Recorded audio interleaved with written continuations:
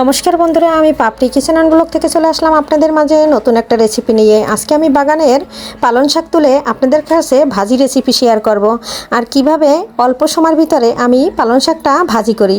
তবে পালং শাকটা প্রথমে তুলে উঠিয়ে ধুয়ে তারপরে আপনাদের সাথে শেয়ার করব। এখন আমি পাতাগুলো খুব সুন্দর করে ছেড়ে নেব। গাছগুলো তো অনেক বড় হয়ে গেছে, তাই পাতাগুলো উঠিয়ে নেব আর গাছগুলো পরে তুলে ফেলে দেব। আর তারপরে আমি ঘরে নিয়ে তুলে তারপরে ধুয়ে খুব সুন্দর পরিষ্কার করে আমি কেটে নেব, সেটা কিন্তু অফ ক্যামেরায় করে নেব। এখন আমি পাতাগুলো তুলে নিচ্ছি আর তুলে নিয়ে ঘরে যেয়ে তারপরে অফ ক্যামেরায় আমি আরগুলো করে নিচ্ছি। তারপরে এই যে পাতাগুলো ছিঁড়ে নিয়েছি আর কত সুন্দর একদম গাছের পালং শাক, একদম সার ওষুধ ছাড়া। আর সার দিয়ে কিন্তু শাক এটা মজা লাগে না, আর এই শাকটা খেতে ভীষণ ভালো লাগবে। আর এই পালং শাক ভাজি গরম ভাতের সাথে একদম জমে যায় বন্ধুরা। কাছে দূরে দেশ ও দেশের বাহির থেকে যারা আমার ভিডিওটি সবসময় দেখেন এবং সুন্দর সুন্দর কমেন্ট করেন তাদের জন্য রইল অনেক অনেক ভালোবাসা। আর এই যে দেখুন শাক তুলে নিয়ে আসলাম, এখন কুচি করে লাগবে।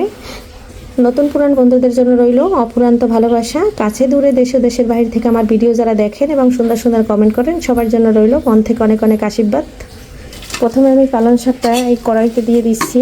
আমি কড়াইতে একটু আগে ডাল রান্না করেছি, কড়াইটায় দিয়ে একটু কমিয়ে নেব, তারপরে ফোড়ন দিয়ে দেব। পালং শাক রান্না করলে কিন্তু একদম কমে যায়, তাই অল্প একটু। বন্ধুরা, এদিকে কিন্তু পালং শাকটা আমার একদম কমে গেছে আর এখন আমি নামিয়ে নেব। পালং শাকটা কিন্তু বেশি রান্না করলে ভালো লাগে না খেতে, আমরা সবাই জানি পুষ্টিগুণ চলে যায়। আর এখন আমি পালং শাকটা নামিয়ে তারপরে কিন্তু এটা এখানে ফোড়ন দিয়ে দেব। আর ফোড়নে আমি দিচ্ছি রসুন, পেঁয়াজ, কাঁচামরিচ।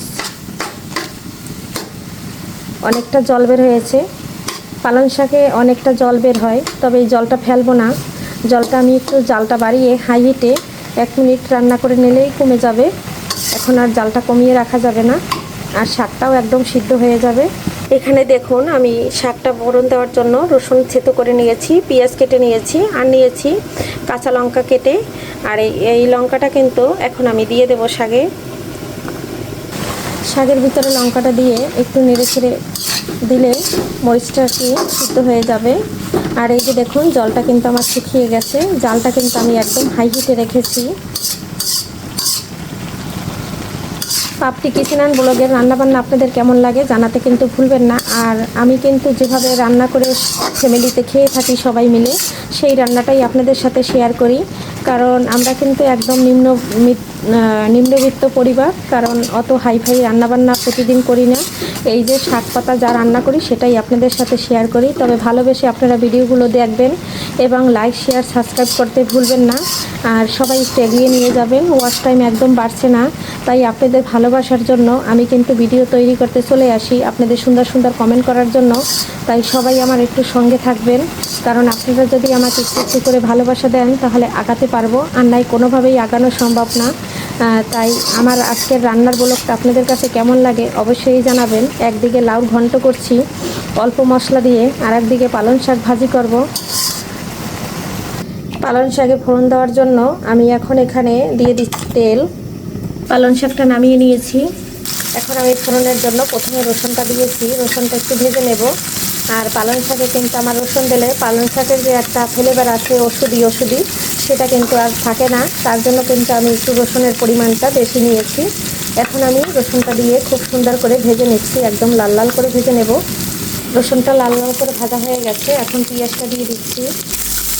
বন্ধুরা, এই যে পেঁয়াজটা দিয়ে নেড়ে ছেড়ে নিচ্ছি, আর খুব সুন্দর একটা ফ্লেভার আসতেছে রসুন থেকে, কারণ রসুনটা কড়া করে ভাজলে খুব সুন্দর একটা ফ্লেভার আসে। আর এই ফ্লেভারটা কিন্তু কার কার কাছে ভালো লাগে অবশ্যই জানাতে ভুলবেন না, আমার কাছে কিন্তু ভীষণ ভালো লাগে। এখানে আমি শাকে হলুদ দিই নাই, তাই এখন একটু হলুদ দিয়ে নিচ্ছি। শাকে কিন্তু অনেকেই হলুদ দেয় না, আমি কিন্তু দেই। আর এই যে দেখুন বন্ধুরা, এখানে কিন্তু আমার এই যে শাকের হলুদটা আমি একটু পেঁয়াজের সাথে মিশিয়ে নিচ্ছি। এখন আমি শাকটা দিয়ে দেবো। বন্ধুরা, এই যে শাকটা অফ ক্যামেরায় ঢেলে দিয়েছি, কারণ এক হাত থেকে মোবাইল আর কড়াই ধরে ঢালা যায় না, তাই কিন্তু অফ ক্যামেরায় দিয়েছি। আর শাকটা এখন নেড়ে ছেড়ে খুব সুন্দর করে পেঁয়াজ রসুনের সাথে মিশিয়ে দেব।